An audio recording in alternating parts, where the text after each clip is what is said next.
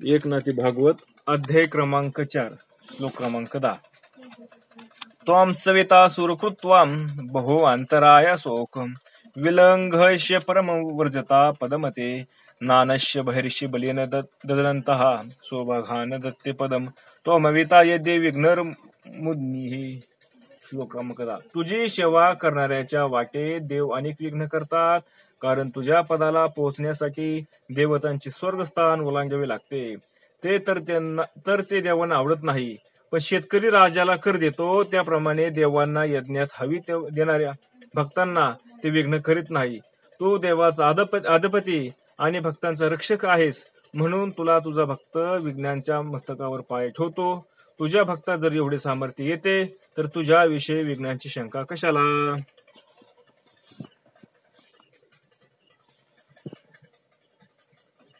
तापसा भो विघ्न पावो आम्ही करावा अंतरावो, हा आमचा निज स्वभाव नव्हे नवलावो नारायणा. आता हा संवाद चाललाय कोणाचा? ध्रुमिल नारायण आणि जनकराज यांचा संवाद चाललेला आहे. यांचा संवाद जो चाललाय तो वसुदेवाला नारद मुनी सांगतात. नारद मुनी वसुदेवाला सांगतात ध्रुमिल नारायणाची आणि जनकराजाची कथा.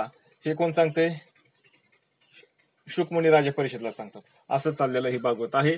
त्यातील आता जनक राजा त्यांना विचारतात. कोणाला? ध्रुमिल नारायणाला विचारतात. काय विचारतात बघा, की जे तपस्वी आता ही नारायण जे जे नारायण येत नर आणि नारायण का नाही, यांचं हे चाललेलं आहे ना, काय यांची लीला कथा चाललेली ना आता, की बाबा ते देव आले होते विघ्न आणायला का नाही. नर आणि नारायणाला त्यांच्या तपश्चर्याला बसलेले होते. मग ते अप्सरा आल्या होत्या, कामदेव आले होते. मग त्यातला तर ही कामदेव काय करतोय, ही सांगतोय कुणाला? नारायणाला सांगतो की तुम्ही अशी आहेत म्हणून. मग त्यातून जे तपस्वी त्यांना विघ्न करावे हा आमचा स्वभावच आहे. कोण म्हणतात? देव म्हणतात. म्हणून त्यात काही आश्चर्य नाही. काय आम्ही तुम्हाला जे तपस्वी त्यांचं विघ्न करावं म्हणून. कारण हृदयीची गुप्त करुणिका बाह्य जप तप भक्ती संभ्रम ऐसे जे का षट परम विघ्नांचा आक्रम त्यावरी चाले. मनातील कामादी विकार लपून ठेवून बाहेरून जप तप भक्ती यांची जर अवडंबर कोण करणार असेल, त्याला ढोंगी साधक म्हणतात. ते कसे असतात? ढोंगी साधक असतात. म्हणून त्यांच्यावर आमच्या विघ्नांचा परिणाम होतो. कोणावर होतो? जे ढोंगी असतात ते. आणि म्हणून तर ही परीक्षा असते. प्रत्येकाला परीक्षेमधून जावं लागतं. जसं शाळेमध्ये आपली परीक्षा होतात का, प्रत्येक वर्गामध्ये परीक्षा झाली, परीक्षेत पास झाला की पुढच्या वर्गात, त्या वर्गात पास झाला की त्याच्या पुढच्या वर्गात, असं होतं ना. त्या पद्धतीने परमार्थामध्ये सुद्धा प्रत्येकाची परीक्षा होती. मग तर तुम्ही तपश्चर्या करता, तुम्ही नामचिंतन करता, प्रत्येक गोष्टीची तुमचे अंतःकरण निर्मळ झालं का त्याची परीक्षा होईल. तुम्ही पहिल्यापासून म्हणजे तुम्ही खरं बोलता का खोटे बोलता त्याची परीक्षा येईल. तुमच्यावर जर वेळ आला तुम्ही खरंच खरं बोलता का. जर कारण सुरुवातीला साधकाला नियम पाळावे लागतात. सत्य बोलायचं, सत्य राहायचं, सत्य आचरण करायचं, खोटं बोलायचं नाही, वाईट वागायचं नाही, त्याची परीक्षा होती. कारण जर एखादा बाजारामध्ये गेला आणि मुद्दाम काय म्हणणार, ते मुद्दाम एखाद्याला आपण समज एखादा भाजी विकत घेतली, तो काय करणार, आपण समज 20 रुपयाची भाजी विकत घेतली आणि आपण त्याला 50 रुपये दिले, ते परत सुट्टे 50 आपल्याला परत माघारी करणार. आपण परत मोजले, आपल्या जरी लक्षात आलं की त्याने आपल्याला परत 50 दिले, पण जर आपण त्याला परत 20 माघारी नाही केले तर मग तिथं आपण दोषी झालो. अशी परीक्षा होत असतात आपल्या का ना. म्हणजे सुरुवातीला ह्या परीक्षा होत्या. नंतर एकदा नामचिंतन करायला लागला की खरंच ते नामावर होतो का, श्रद्धेची परीक्षा होती, विश्वासाची परीक्षा होती, नंतर सद्गुरू प्राप्त होते, सद्गुरू निष्ठेची परीक्षा होती, अंतःकरण शुद्ध झालं, खरंच अंतःकरण शुद्ध झालं का त्याची परीक्षा होती. अशा अनेक परमार्थामध्ये सुद्धा परीक्षा होत असते. आणि त्या परीक्षा घेण्याचं काम ज्यावेळेस वर जातो ना साधक उच्च अवस्थेला साधना करत करत करत, त्याच्यानंतर मग देव परीक्षा गेले. त्याच कोणते देव? ते काही मग कामदेव, क्रोध, लोभ, मोह हे जे परीक्षा घ्यायला करतात. तसं त्या नारायणांची परीक्षा घ्यायला आले होते. नर आणि नारायणांची परीक्षा घ्यायला आले होते. तेव्हा कामदेव म्हणतोय, मग एखाद्याच मनातील थोडा जरी त्याच्या मनामध्ये चित्तामध्ये कामाचा विकार असेल, शिल्लक थोडा अंश जरी शिल्लक राहिलेला असेल त्याचा, आणि आतमध्ये त्याच्या चित्तामध्ये काय काम आहे कुठं अंतःकरणामध्ये, पण बाहेरून मात्र तपस्वीचा आव्हान आहे, तपाला बसण्याचं दाखवतोय, समाजामध्ये प्रतिष्ठा असल्याचं दाखवतो. काय समाजामध्ये की मी परमार्थ करणार आहे, मी नामचिंतन करणार आहे, मी तप करणार आहे, असं दाखवतोय. असं जर असतील तर म्हणले आमच्या पुढे ती राहत टिकत नाहीत, म्हणले ती फसून जाते, लगेच फसतात. विश्वामित्रासारखे फसले. त्यांचं काही तपश्चर्या कमी होती का? त्यांच्याकडे तर रिद्धसिद्धी आल्या होत्या, तरी सुद्धा ते फसले. रिद्धसिद्धी म्हणजे काय? ही परीक्षा आपल्याला केलेले तपश्चर्या चाललेली, आपली जी साधना चाललेली, त्या साधनेमध्ये टाकलेलं एक आहे हे काय खेळणं आहे, खेळणं. रिद्धसिद्धी म्हणजे त्याला जर आपण नादावलो की मग नादावला. म्हणून ते आमची विघ्न स्थिती न चले तुझ्या भक्ताप्रती, तू रक्षिता भक्तापती, तेथे विघ्नांची गती पराडमुख सदा. पण तुझ्या भक्तापुढे आमचे काही चालत नाही. पण तुझे जे खरे भक्त आहेत, खरे भक्त म्हणजे तुझी जी भक्ती करणार आहेत, की नारायण, आता हे नर आणि नारायण सांगतात, कोण देव सांगतात, तुझी जी भक्ती करणार आहेत, खरोखर भक्ती करणारे बरं का, वरून वरून भक्ती जावणारे नाही, खरोखर मनापासून भक्ती करणारे आहेत. आणि पहिली गोष्ट म्हणजे भक्त कुणाला म्हणायचं? ज्यांनी त्या भगवंतानी किंवा सद्गुरूंनी म्हणला ना, आता ह्यो माझा आहे, कोणी म्हणावा? भगवंतानी किंवा सद्गुरूंनी म्हणावा, हा कोण येता? हा भक्त माझा भक्त आहे, असं त्यांनी आपल्याला म्हणावा. ज्यावेळेस ते म्हणतील त्यावेळेस आपण खरं भक्तीला लागलो म्हणायचं. तोपर्यंत नाही. आपण तर कोणी म्हणेल मी भक्त आहे, मी भक्ती करतो म्हणून. मग भक्ती करतो म्हणून म्हणला म्हणून का तू लगेच भक्त झाला का? नाही झाला. ते देवाने म्हणलं पाहिजे, त्या परमात्म्याने म्हणलं पाहिजे हा माझा भक्त आहे, का नाही? सद्गुरूने म्हणलं पाहिजे हा माझा शिष्य आहे, किंवा हा माझा कोण आहे, शिष्य आहे माझा, किंवा हा माझा गुरुबंधू आहे, असं काहीतरी म्हणलं, हा माझा आहे, माझा म्हणणं. कोणी? माझा म्हणणं. हे लय महत्वाचं आहे सद्गुरूने किंवा परमात्म्याने. त्यांनी एकदा जर का आपला माझा म्हणलं, मग राजयाशी कांता काय भीक मागे, मग त्याला कशी ही अडचण आहे का? त्याला कसलीच अडचण नाही. काय अडचण नाही त्याला? कारण त्यांनी माझा म्हणलं ना त्याला. आता जवळ कुणी केलं, आता कृपछत्र कोणाचं आहे? त्याचं आहे. म्हणून मग असे जे तुझे भक्त असतात, अशा भक्तांपुढे आमचं काही चालत नाही, कारण तूच त्यांचे रक्षण करतोस. मागे पुढे उभा राही सांभाळीत, आली आघात निवारावे, का नाही? असं तू रक्षण करतो त्यांचं. आणि पहिली गोष्ट म्हणजे आपल्याला वाटतं रक्षण करतो म्हणजे असं आहे का? प्रपंचमध्ये रक्षण करतो का? आपलं प्रपंचात आलेले विघ्न आपलं घालवतो का? एक सुरुवातीला घालवण, ज्यावेळेस आपण अजून चांगलं भक्तीला लागलो नाही ना, एक आपला विश्वास बसावा, श्रद्धा वाढवा म्हणून घालवण. पण ते त्यांनी घालवलं म्हणजे त्याची खरं कृपा नाही आपल्यावरती. आपल्या साधनेमध्ये येणारा जो अडथळा आहे, आपल्या साधनेमध्ये येणारे समस्या आहेत आपल्याला, त्याच्यावर तर त्या अडचणीमुळे, त्या समस्येमुळे जर आपली साधना होत नसेल, तर ते विघ्न घालवणं म्हणजे त्याची कृपा आहे. आपल्या बुद्धीनिश्चय होत नाही.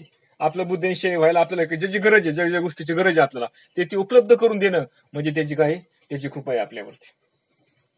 याला कृपा म्हणायचं. आणि हे त्याचं रक्षण करणं म्हणायचं आपल्याला. आपण त्या साधण्यापासून च्युत नाही झालं पाहिजे, पण काय बाजूला नाही गेलो पाहिजे.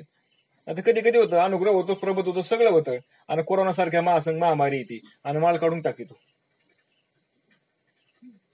का नाही? ही असं कोणाचं होतं? ज्याच्यावरती त्याची कृपा नसते ना, त्याचं असं होतं का? कारण त्याला सांभाळणारच कोणी नाही.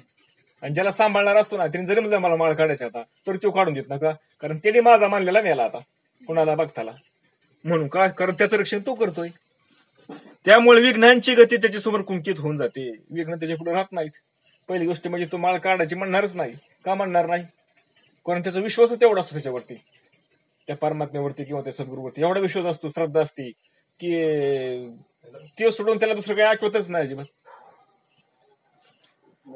माझी या निज भक्ताशी विघ्न कैचे मनशी त्यांची, एक त्याही अभिप्रायाशी सांगेन तुझ पाशी देवादी देवा. म्हणून माझ्या भक्तांना विघ्न कशी येणार असे जर तू म्हणशील, तर ते सांगतो म्हणले, ऐक म्हणले. तूच काय म्हणशील? हे जे माझे भक्त आहेत त्यांना विघ्न येतील का? कसं काय येऊ शकते? असं जर तू म्हणशील तर सांगतो म्हणले, ऐक. कोण म्हणते? दिवस म्हणतात.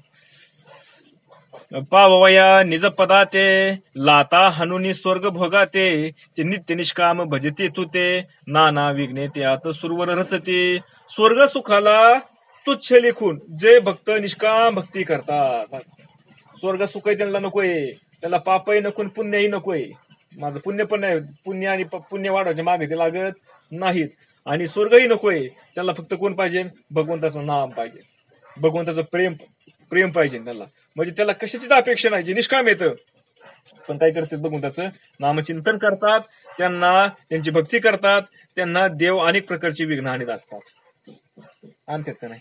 मग त्याला संसारामध्ये विघ्न आणणार, त्याला परमार्थामध्ये विघ्न आणणार, त्याला समाजामध्ये त्याला विघ्न आणणार, समाजात लौकिकामध्ये त्याला विघ्न आणणार, त्याची मानहानी करणार, कुठल्या ना कुठल्या मार्फत कुठल्या कुठल्या रूपाने देव येऊन त्यांचे काय करणार? त्याला विघ्न आणणार. मग कारण खरी खरी कस कुणाला लावतो? खरंच कसाला सोन्याचा खरं कस होतो का नाही सांगा बरं? कसाला कुणाला जावं लागतं? तांबण पितळ जर आपण लावलं गरम जर केलं तर काय माहिती कसाला उतरण का? पण सोनं मात्र कसाला उतरत का नाही? तो जो खरा जो भक्त आहे ना तोच कसाला उतरवतो. आणि ते कसाला उतरण्याची म्हणजे ह्या परीक्षा येतात देवाने घेतलेल्या. म्हणून देव सांगतात काय सांगतात बघा ना मग अजून पण. मग उल्लंघनिया अमुते हे पावती अच्युत पदाते या लागी सुरवरत्या ते अतिविघ्नाते प्रेरती. त्यांना असे वाटते की हे लोक आमचे उल्लंघन करून मुक्त होतील तेव्हा त्यांना ते अडवावे. बघा कुणाला वागतं? देव जे देव आहे स्वर्गातले देव येतात त्यांना वागते काय करतील? हे आपलं उल्लंघन करतील ना नाही नाही त्यांना असे वाटते की लोक आमचे उल्लंघन करून मुक्त होतील तेव्हा त्यांना अडवावे. कुणाला वागतं? हे देवाला वागतं. कसं? जसं आता आपल्या व्यवहारामध्ये बघा आपला एखादा शेजारचा एखादा भाऊकीतला आपल्या एखाद्या पाहुणे रावळातला माणूस पुढे चालला प्रगती करायला लागला आपल्याला दाखवतं का? आपण वरून वरून म्हणतो नाही लय चांगलं झालं तुमचं बरं झालं बरं का बरं झालं. पण काय होतं मनातून आतून सरत असतं ना ते आपल्याला दाखवत नाही. मग काहीतरी मुद्दाम आता सगळे असतात तसे पण एखादे असतात मुद्दाम काय करायचं त्याला काहीतरी मग विघ्न आणायचं त्याला आडवं आणायचं त्याची प्रगती नाही झाली पाहिजे. असे काही करणारे असतात ना तसे हे देवाला बघतं हे आपलं उल्लंघन करून ती पुढे नाही गेले पाहिजे ती मुक्तीला नाही प्राप्त झाली पाहिजे म्हणून विघ्न आणते. बळीने दोन्ही आम्हाशी हे जाऊ पाती पूर्ण पदाशी येणे शोभे इंद्रादिक त्यापाशी नाना विघ्नाशी मोकलती. आम्हालाच आमचे विभाग न देता हे भक्त परमात्मा स्वरूप होऊन पाहतात. म्हणजे काय? आम्हाला आमचं विभाग म्हणजे काय? आता आपण जे पूजा करतो का होम हवन करायचं मग त्या देवतेला ते भाग त्याचा द्यायचा कारण इंद्र नमहा कारण अग्निदेवाय नमहा ते आवते देत ना त्याच्यामध्ये त्यानुसार एक एक भाग त्यांना देवाला दिला जातो त्यांच्या नावाने आणि त्यांना तो तिथं प्राप्त होतो. म्हणून त्याला वाटतं मग आता हे आमचं सगळं कुणी करायचं मग आम्हाला मिळायचं कसं काय खाय प्यायला? हे जर मुक्त व्हायला लागले सगळे तर मग आमच्याकडे कोणी पाहिजे म्हणून ते विघ्न आणतात. गेले नाही पाहिजे अडकले पाहिजे आणि अडकले म्हणजे मग परत फिरून आमच्याकडे येते. उदाहरणार्थ तुम्हाला सांगायचं मला एखादा परमार्थाला लागला निष्काम सेवा करतोय एवढं निष्काम सेवा करतोय पण त्याला प्रपंचामध्ये एवढं विघ्न येत आहे एवढं भयानक विघ्न येत असते त्याला की ते विघ्न तो दळमळतो आणि मग तो खरंच काय नाही गड्या मग मला काय केलं पाहिजे माझं हे थोडंसं परिस्थिती सुधारायचा प्रयत्न केला पाहिजे. मला हे जे विघ्न आलं हे विघ्न सोडवायचा प्रयत्न केला पाहिजे. काय? घरातली कोणतरी व्यक्ती जाईल पैशाची अडचण येईल व्यावहारिक अडचण येईल किंवा घरातलीच लोक त्याला बाजूला सारते आणि जवळची लोक त्याला बाजूला त्याला वाळीत टाकते आणि त्या संघ बोलणार नाही अशा भयानक त्याला अडचणी येत असतात. नाना प्रकारच्या अडचणी त्याला येत असतात. मग त्याच्यामधून दळमळतो का ह्याच्यामधून त्याची परीक्षा होत असते आणि कधी कधी जर डाळ मागलास तो काय होतं मग परत परत रिवर्स येतो माघार येतो आणि मग त्याच्यावरती सोल्युशन काढायला बघतो. मग देवऋषाकडे जा कुणाकडे जा काय मला असं होतं मला काय अशा अडचणी येतात मग असं पाहायला लागतो आणि असं पाहिलं की मग देव मग ती सांगतेच तुम्हाला खंडोबाचं आहे तुम्हाला देवीचं आहे तुम्ही हे करा किंवा ब्राह्मणाकडे गेले तुम्ही सत्यनारायण घाला तुम्ही नवचंगीचा कार्यक्रम करा तुम्ही आमक करा तुमचं आमक काय गुरुच्या अडचणी तुम्हाला मंगळाची अडचणी अशी सांगत राहतात. आणि मग कुठे गेले परत गेले का परत त्यांना जाणार त्यांचा भाग द्यायला आणि राहिलं त्यांना जे मूळ त्यांचं जे होतं कार्य करायचं कुठलं उद्धार करून घ्यायचं ते राहिलं बाजूला तसंच. म्हणून हे लोक काय करतात त्यांना आडवे येतात हे देवलोक आणि त्यांना त्याचा राग येतो म्हणून ते अशा लोकांना जे मुक्तीच्या मार्गाने जातात ना त्यांना विघ्नात आणत असतात. ते या लागी त्यांच्या भजनापाशी विघ्ने छळू धावती अपेशी विघ्न अभिभव नव्हे त्याशी तू ऋषिकेशी रक्षिता. खरे म्हणजे विघ्ने स्वतःना त्यांना छळायला धावतात. खरं सांगू का देव म्हणते बरं का ही कोण बोलतंय हे कामदेव ते बोलतात. खरं सांगू का तुम्हाला हे त्यांचं विघ्न ना विघ्न स्वतः त्यांना छळायला धावतात. कोणाला? जे तपश्चर्या लागलीत किंवा भक्ती मार्गाला लागले त्यांना. पण तू त्यांचे रक्षण करतोस म्हणून विघ्ने पराभव पावतात. पण काय होतं भगवंत मागे पुढे उभा आहे त्यांच्या भक्तांच्या कोणाच्या भक्तांच्या मागे पुढे उभा आहे आणि भगवंत मागे पुढे उभा असल्यामुळं त्यांचं काही चालत नाही कुणाचं विघ्नाचं. म्हणून तो भक्ती कोणाच्या भक्तांच्या बरं का तपस्वींच्या त्यांच्या नाही तप करणाऱ्यांच्या त्यांच्या नाही कुणाच्या भक्तांच्या मागे पुढे उभा आहे. सांगतुनी सकाम कल्पना जे रतले तुझ्या चरणा त्यास आठही प्रहार जाना तू नारायणा रक्षिशी. जे कामना रहित होऊन तुझी भक्ती करून तुझ्या चरणी रमतात त्यांचे हे नारायणा तू अष्टप्रहार रक्षण करतो. बघा कोणते भक्त कोणाला म्हणलं येतं, कामना रहित म्हणजे निष्काम भावाने जो भक्ती करतात ना भगवंताची, त्या भक्तीच्या बदल्यात त्यांना कशाचीही अपेक्षा नसती, उद्धाराची सुद्धा अपेक्षा करत नाही की माझा उद्धार व्हावा म्हणून. बघा इथपर्यंत आहे. असे विराळले बरं का, विराळले असे फक्त कशाचीच अपेक्षा नाही, संसार सुधारावा म्हणून नाहीच, कुटुंबातलं सगळे व्यक्ती म्हणजे रोगराई जावं म्हणून काहीच नाही. त्यांचं फक्त काय असतं, फक्त त्या परमात्म्याचं नाव घेतलं ना त्याला आनंद मिळतो, समाधान मिळतं. त्यांना कशाची अपेक्षा नाही की माझा उद्धार व्हावा आणि मला मुक्ती मिळावा आणि मी आतापर्यंत माझा जन्ममरण बाद व्हावा. त्याला कशाचीही अपेक्षा नसते. असे जे निष्काम भक्त असतात अशा भक्तांचा रात्रंदिवस भगवंत काय करतो, 8ही प्रहार त्यांचं रक्षण करत असतो. भक्त विघ्न होती कासाविषयी, धाव धाव म्हणती ऋषिकेशी, तेव्हा तू धावण्या धावशी, निष्ठुर नवशी नारायणा. भक्त जेव्हा विघ्नाने त्रस्त होतो तेव्हा ते तुझा धावा करतात. अंबरीशावरती संकट आलं होतं, दुर्वासा मुनी आले होते आणि त्यांनी काय केलं, कृत्याला बोलावलं. म्हणले अरे तुम्हाला जेवायला बोलावलं, माझ्या आधी तू पारणं फेडतो सोडतो सोय म्हणले. द्वादशीचं पारणं सोडतो माझ्या आधी, म्हणून त्यांना राग आला आणि तिने कृत्य बोलावली, राक्षसीने बोलावली त्याला करण्यासाठी. आणि आता ह्यांचा तर भाव कसा होता, निष्काम भाव होता, सरळ सरळ ह्यांचा भाव होता, ह्यांच्या मनात काही तसं काही नव्हतं अजिबात. मग त्यांनी लगेच भगवंता तूच बघ आता काय असं. भगवंत स्वतः आला, सुदर्शन चक्राला भगवंताच त्यांना वाचवला आणि लागले त्यांच्या पाठीमाग. आला का नाही भगवंत दावत. शेवटी काय सांगितलं, सगळीकडे दुर्वासा ऋषी पळत पळत गेले, सगळ्या देवाकडे गेले पण कुणी सोडवलं नाही. शेवटी परत भगवान विष्णूकडे गेले आणि भगवान म्हणले आता ते सुदर्शन चक्र माझं आहे म्हणले, पण ते आता माझं ऐकणार नाही म्हणले. का ते माझ्या भक्ताच्या आधीन गेले म्हणले, आता ते त्याला शरण जा परत. म्हणजे कुणाला शरण यावं लागलं परत त्यांना. हा मग त्यांनी आता वर शाप दिला. मग ते भगवंतांनी शाप काय केला, स्वतः स्वीकारला आणि त्यांनी परत अवतार घेतले. म्हणजे असं भगवंत काय करत असतो, भक्तांचं रक्षण करतो, त्यांच्यासाठी धावत जातो तो. आणि तू त्यांच्या हाकेला, त्यांनी हाका मारली, हाका मारूच तर दम केले की हजर असते, फक्त हाका मारावं लागते बरं का भक्तांनी. कारण द्रौपदी वस्त्रहरण चालत त्यावेळेस तिने हाका मारली, त्यावेळेस झाले तशी येत नाही भगवंत, हाका मारल्यानंतरच. म्हणून भक्तांनी सतत टाहो फोडावते भगवंताच्या नामात, सतत त्याला हाका मारावा, आपले सुख दुःख सगळे त्याला सांगत जावा, भगवंता असं झालं, भगवंता तसं झालं, आणि सगळ्यामध्ये आपलं समाधानी राहावा.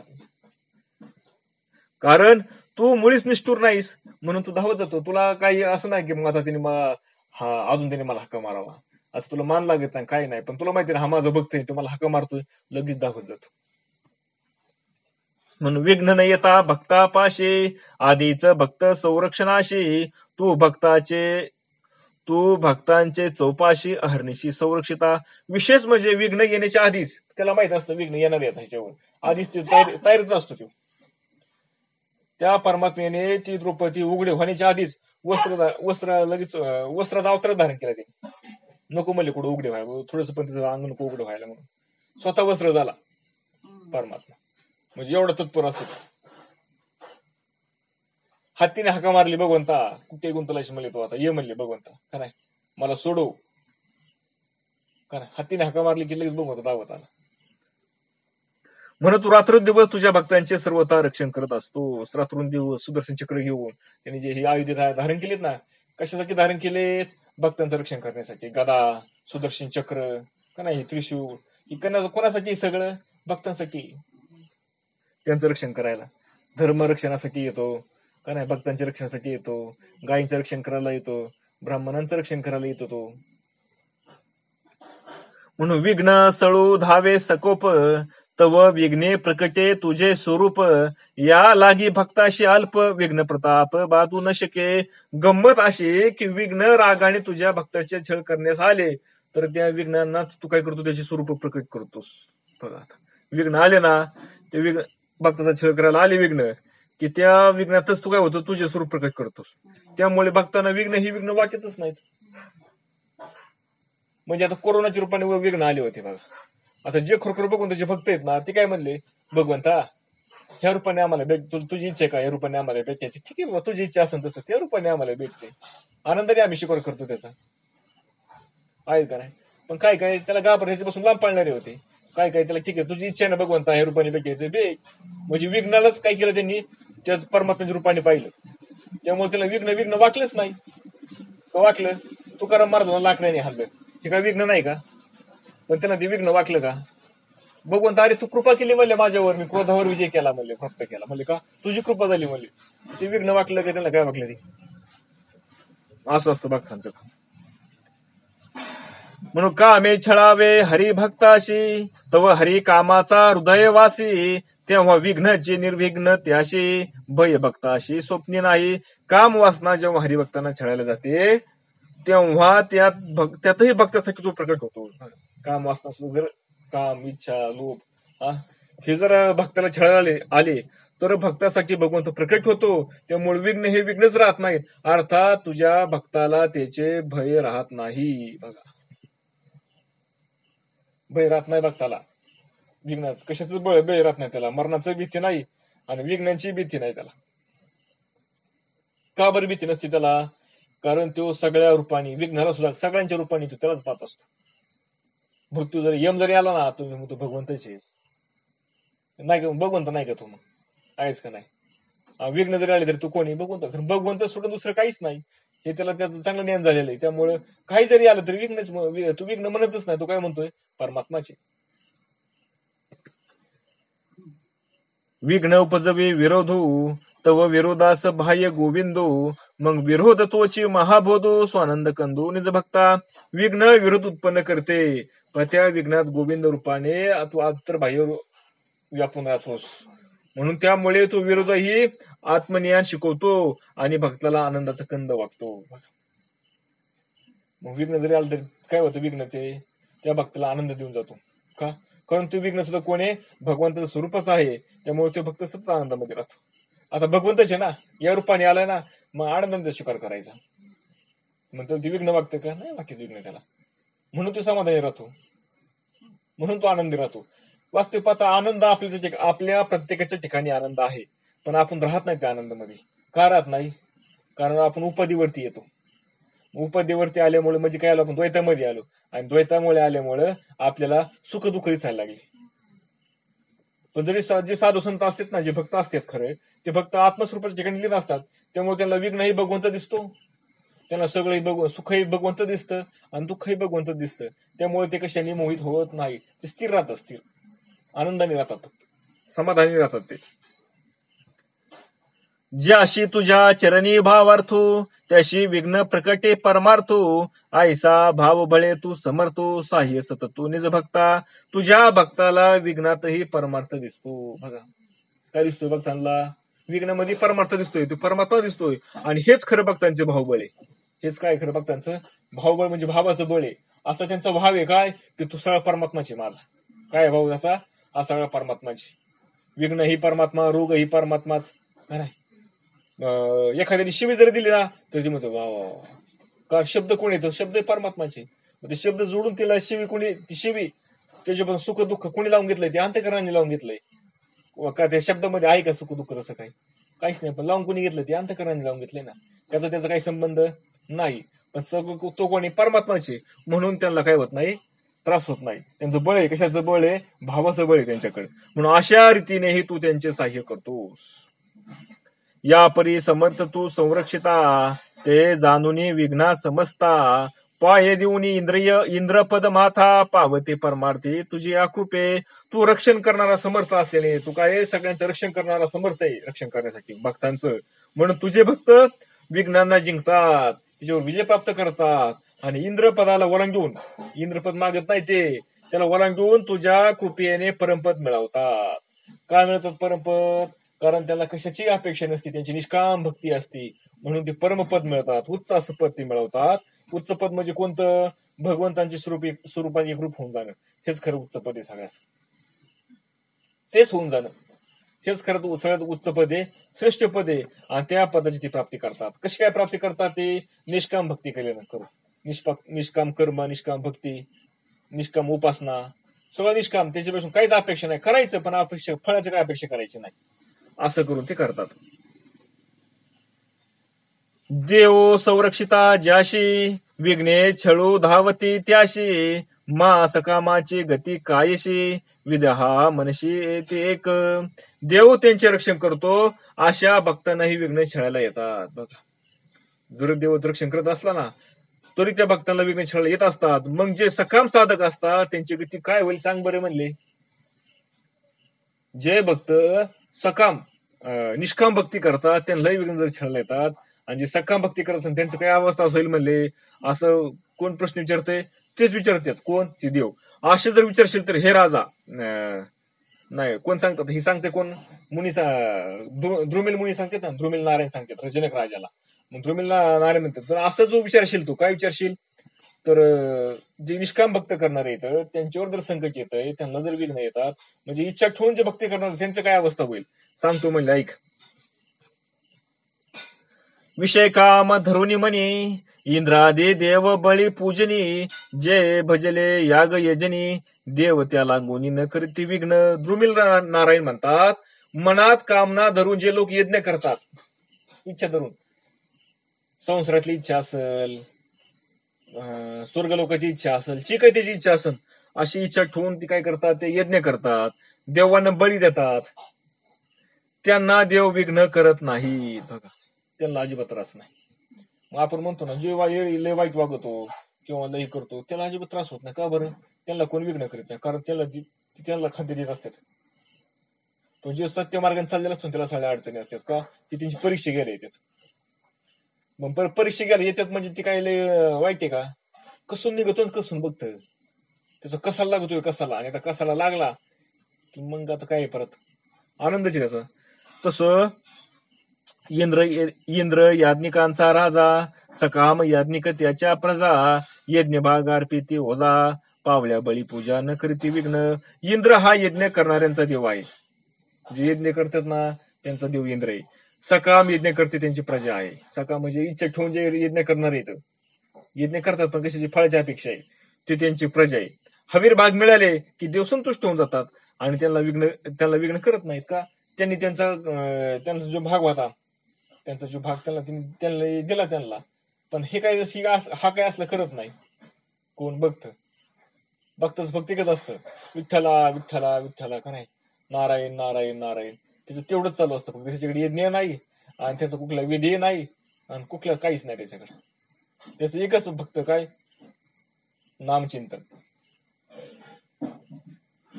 मनशी कामादी विटंबती, ते निष्काम कदा नातळेती, सहज कामा वशासते, सदा कर्मे करते सकाम. कामाधिक विकार साधकांची विटंबना करतात. म्हणजे कामादी विकार येतं. मग काम आदी विकार म्हणजे काम, क्रोध, लोभ, मोह, मत्सर, का नाही, आशा, दंभ, हे सगळे काय करतात? त्या साधकांची विटंबना करतात. म्हणजे काय करतात? त्याला त्रास द्यायला जाते, त्याला विघ्न आणायला जातात. ते पुढं कोणी पण जाणार, पुढं एक गेला की लगेच बाकीची गोळा होत्या तिथं. की त्यांनी केलेली साध भरपूर त्यांनी काय केलेलं असतं, विवेकाने ध्यान देऊन सगळं त्याच्या बरोबर चाललेलं असतं, पण कुठेतरी त्याची फसगत होतीच. फसगत झाली की झाली त्याची विटंबना. मग ती कशी अशी विचारशील, मग कशी होती? द्रुमिल मुनी म्हणतात की तू विचारशील अशी कशी होती, जनक राजाला म्हणतात. तर निष्काम साधकाच्या वाट्याला ते कधी जात नाही. मनात ते स्वभावताच कामवश असतात व सदा सर्वदा सकाम कर्म करतात. बघा काय सांगितलं, तू विचारशील काय कामाधिक जे विकार येतं साधकांची विटंबना करतात, आणि ती कशी करतात तुला सांगतो म्हणले. की जे निष्काम साधकांच्या वाट्याला ते कधी जात नाहीत, जायचा प्रयत्न करतात पण त्यांचं ते चलतच नाही काय. आणि मनातून जे स्वभाव त्यांनी काय कामवश झालेले असतात ना, त्यांना सदा सर्वदा सकाम कर्म करतात. सदा सर्वदा सकाम म्हणजे इच्छा ठेवून लोभ ठेवून जे कर्म करतात. कोण? आता हे देवांचं होऊन गेलं बरं का. आता हे कोणाचा विषय चाललाय? आपला नाही. देवांचे जे विघ्न आहेत ना ते कुणाला विघ्न करतात? देव. जे निष्काम कर्म करणार आहेत त्यांना विघ्न करतात देव, सकाम करणाऱ्याला करत नाहीत. पण हे जे काम, क्रोध, लोभ आहेत ना, हे कुणाला विघ्न करतात? हे निष्काम कर्म करण्याला विघ्न जास्त आणत नाही, ते सकाम करण्याला जास्त विघ्न आणतात. म्हणजे आशा ठेवून करणाऱ्याला जास्त विघ्न आणतात. ते जे मज कामाशी वस होती, ते तप वेचूनी भोग भोगीती, जे आतुडले क्रोधाचे हाती, ते उर्थाना गविती तापाशी. मला सांगा ना, जो निष्कामच कर्म करतोय तो ह्यांच्या विघ्नाच्या नादी लागणारच नाही, त्यांच्या जाळ्यात कधीच सापडणारच नाही. हा जाळ्यात सापडतो कोण? सकाम भक्त करणारा. कारण सकाम साधना करणारा, आशा करणार. हा आशा करणारा म्हणजे अर्थात जे कामावश होतात ते तपाचं ध्येय व्यय करून भोग भोगतात. कारण तप करायचं, तपाचं फळ मिळालं कृती सिद्धी प्राप्त होते, चमत्कार व्हायला लागते, मान सन्मान मिळतो आणि मग त्याच्या बदल्यात काय मिळतं त्याला फळ मिळायला लागतं सुखाचं. का नाही सांसारिक सांसारिक त्याला फळ मिळायला लागतं, व्यवहारिक त्याला फळ मिळायला लागते, सगळे सुख दुःख सुख भोगायला मिळतं, त्याला सुखाची भोग भोगायला मिळतात. आणि म्हणून तो काय होतं, मग एखादा भोग जर नाही प्राप्त झाला मग त्याला राग येतो, क्रोध येतो त्याला आणि हळूहळू त्याचा तपाचा नाश होत चालतो. त्यांनी केलेल्या तपाचा हळूहळू नाश होतो. म्हणून एवढं सोपं नाही वाटतं, एवढं सोपं नाही हे गोष्टी. आता श्लोक क्रमांक 11. प्राणायामे प्राणा प्राणी निज प्राणा ते आकळूनी वात वर्ष शीत उष्ण साहुनी ज्यानुष्ठीने गुंतले. बघा, काही लोक प्राणायाम करतात, ऊन पाऊस थंडी सोसतात, भूक ताणींच्यावरही ताबा चालवतात व जबेवर आणि लैंगिक वासनेवर ताबा चालून असा अभिमान मनाशी धरतात आणि निष्काम झालेला आहेत असा अभिमान करतात. का नाही, सगळं पाळायचंही. शुद्धे तुषे ते नेमुनी जीवा शिन्न आकळुनी मज कामा ते जिंतले मानुनी निष्कामी भानी उन्मत अल्प अपमान हाती जे क्रोधाशी वश होती ते शाप देऊनी तपसंपते व्यर्थ नागविती निजनिष्ठा. ते थोडेशा अपमानाने रागवतात, त्यांचं थोडा जरी त्यांचा मानहानी झाली की त्यांना क्रोध येतो त्यांचा लगेच. कशामुळे तो क्रोध त्यांना? का तर त्यांच्याकडे तपाचा अभिमान आहे, त्यांच्याकडे कशाचा अभिमान? तपाचा अभिमान आहे त्यांच्याकडे. त्यांनी काय केलेलं असतं, ऊन वारा पाऊस थंडी सगळं सहन केलेलं असतं, तपश्चर्या करत असतात सगळं सहन करून. तसंच परत भोग तहान यांच्यावर सगळं सहन करतात ते. आणि नंतर त्याच्यातून उठले की थोडस हे झालं काय, थोडा अपमान झाला की त्यांना सहन होत नाही आणि त्यांना लगेच शाप देऊन शाप देतात ते, कारण त्यांच्याकडे सामर्थ्य आलेलं असतं तपाचं. आणि मग त्यांना शाप द्यायचा, त्यांच्यावर रागवायचं, किंवा एखाद्याने थोडं चांगलं काय त्यांचं केलं ते थोडी स्तुती करायची, त्याला आशीर्वाद देऊन टाकायचा, तुझं कल्याण होईल, असे मागायला लागतात.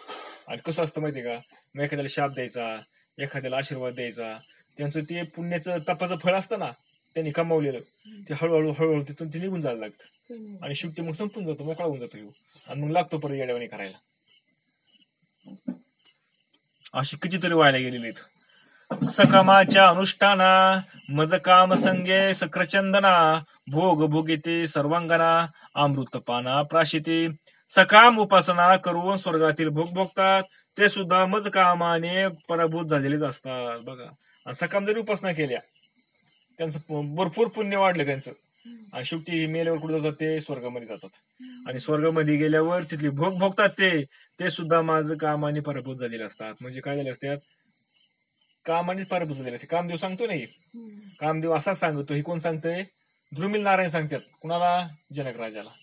एकदा जे हे कोण नर आणि नारायण यांची तपश्चर्या चालली होती ना, त्यावेळेस हे त्यांचे आपण काल पाहिलं ना ह्याच्या आधी, काय की ही तपश्चर्या चाललेली असताना त्यांना विघ्न आणण्यासाठी ते आले होते तिथं, पण त्यांचं काही चाललं नाही.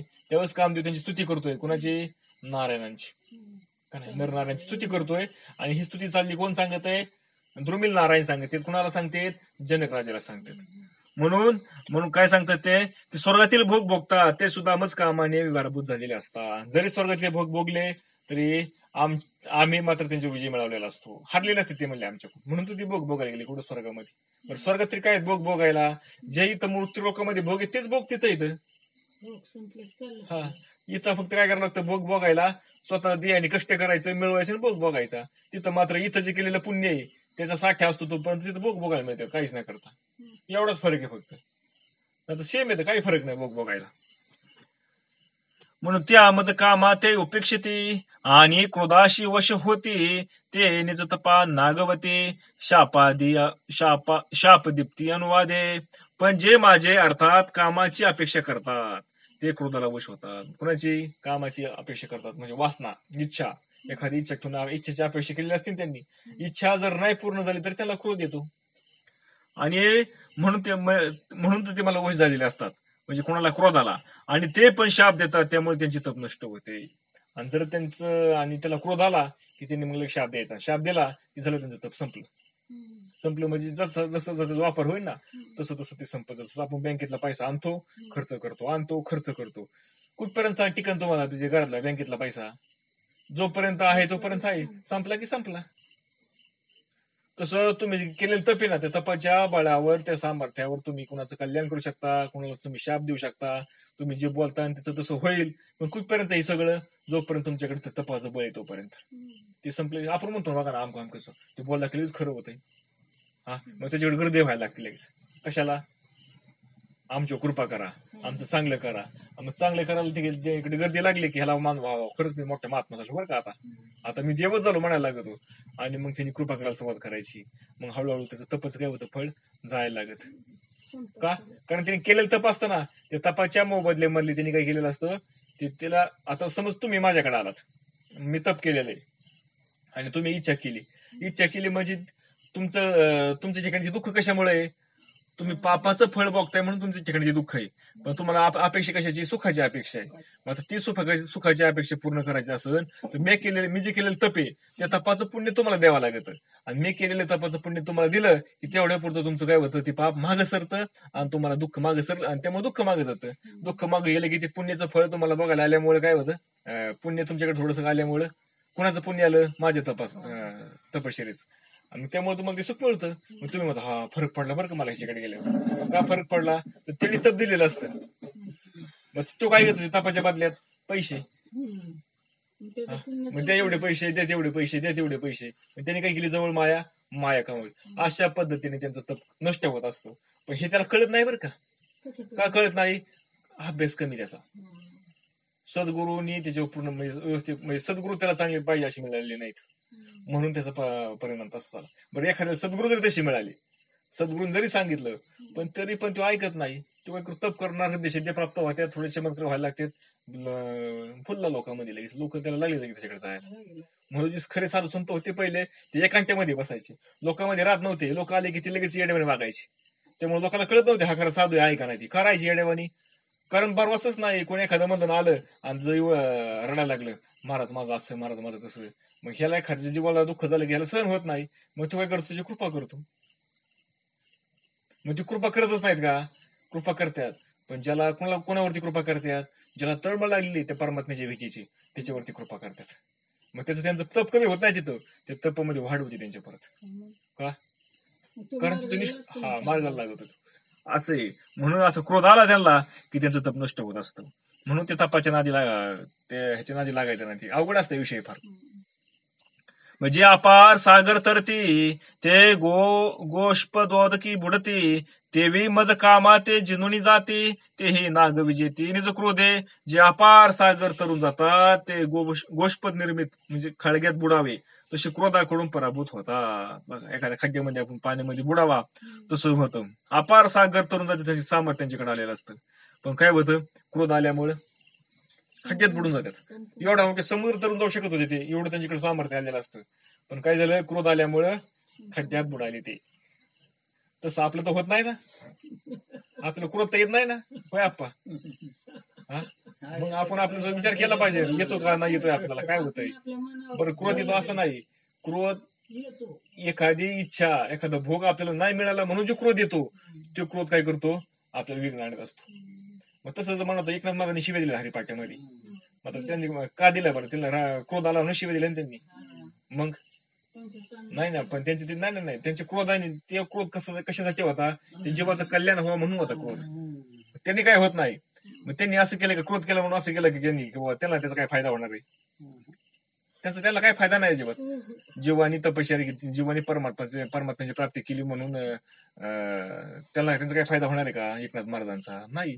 पण त्या जीवाने जावा, ते करावा म्हणून त्यांनी त्याला क्रोध आला, त्यांनी शिवे दिल्यात. हा फरक आहे. पण आपल्याला आपण संसारातल्या विषयाची अपेक्षा करतो किंवा नाही काय अपेक्षा केली, कधी मानाची तर अपेक्षा, माझं तरी नाव घ्यावा, मला वाह माझी वाह करावा, एवढी तरी आपण अपेक्षा करतो का नाही? आणि नाही केली तर एकदा नाही केली, दोनदा नाही केली, तीनदा नाही केली, मग हळूहळू काय त्याचं खरं आहे तेव्हा? दुसरे तिसरे माणसं म्हणजे आपण जाऊन म्हणणार लगेच काय त्याचं खरं आहे? म्हणजे काय झालं? आपल्याला क्रोध आला, काय झालं? आपण चाललो हळूहळू खाली खाली. लय अवघड, एवढं सोपं नाही जर बारकावं पाहिला तर. मग आता कसं वागायचं? मग बघताना कसं वागायचं? म्हणून काही नाही, घालून या भार राहिलो न शिंती, निरविले संती विठोबाशी. बास, त्यांच्यावरती भार टाकायचा आणि मस्तपैकी सद्गुरू सांगितले ना तसं नामचिंतन करायचं. बास. हा आता काय तुला न्यायचं नाही न्यायचं, तुला काय करायचं, कुठं गुतवायचं, सगळं नारायण तुझ्या हातामध्ये. कोणाच्या हातामध्ये? सगळं भगवंता तुझ्या हातामध्ये. कसं करायचं तू तू कर. असं निष्काम श्रद्धा ठेवा त्या भगवंतावरती आणि मस्त पैकी त्याचं नाम काय करावा, नामाचा गजर करावा आपण. चला असू द्या, आपल्या विषयापासून लांब जायला लागलो आपण. मज कामाची अपूर्ण कामवृत्ती, त्याची क्रोधाची दृढ स्थिती, काम क्रोधा भक्ता बाधिते, हरी भक्ता प्रती ते न चले. म्हणून काम पूर्ण न होणे म्हणजेच क्रोधाचा उद्भव होणे. म्हणजे काय, काम इच्छा पूर्ण नाही झाली की क्रोधाचं आमंत्रण दिलं जातं क्रोधाला, म्हणजे तू येतोच. अर्थात दोन्ही बाजूनी या भक्तांना पीडा देतात, मात्र हरिभक्तापुढे त्याची काही चालत नाही. म्हणजे काय, इच्छा तयार केली त्यांनी, आणि इच्छा तयार केल्यामुळं हे काय, इच्छा तयार हो म्हणजे इच्छा मनामध्ये येणं ही घातकच आहे, आणि इच्छा पूर्ण नाही झाली म्हणून क्रोध आला ही घातकच आहे. म्हणजे दोन्ही बाजूने कसे घातकच आहे.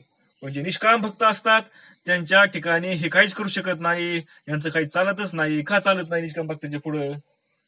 कारण त्याला अपेक्षाच नाही कशाची ते भक्ताला. लक्षात आलं का तुमच्या? त्यांनी कशाची अपेक्षा केलेली का? काहीच केली नाही. त्यामुळे ह्यांचं तिथं काही चालतच नाही. चालतं कोणापाशी? ज्याने अपेक्षा केली तिथं चालतं यांचं. ह्याला अपेक्षाच नाही कसली, त्यामुळं कामाने पण हे होणार नाही आणि क्रोध तिथं येणार नाही. बरं, हे दोघं तिथं गेले की मग बाकी सगळे लगेच पळत तिथं. पण दोघांचे तिथलं एंट्री नाही, दोघांना तिथं मानल्यावर बाकीचे कोण येणार नाही. म्हणून ते जे अभक्त येतं त्यांना पीडा देतात, मात्र जे हरिभक्त येतं त्यांच्या पुढे मात्र त्यांचं काही चालत नाही.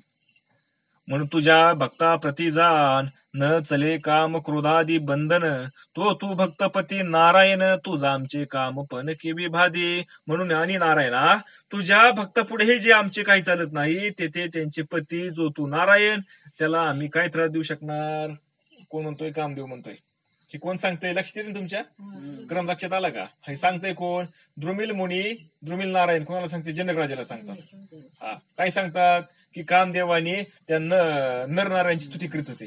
तेव्हा काय सांगतात? कामदेव काय सांगतोय की हे भगवंता, हे नारायणा, तुझ्या भक्त पुढे जिथं आमचं काही चालत नाही, तर तो भक्तांचा जो असणारा मालक आहे, भक्तांचा असणारा तो कोण आहे? मालक आहे. आणि असा असणार तू मालक आहे, तुझ्या त्या मालकापुढे आमचं काय चालायचंय? कोण म्हणतोय? कामदेव म्हणतोय. हा, म्हणून आम्ही तुला काय त्रास देऊ शकणार आहे? ही स्तुती करतोय ना आता कामदेव त्यांची.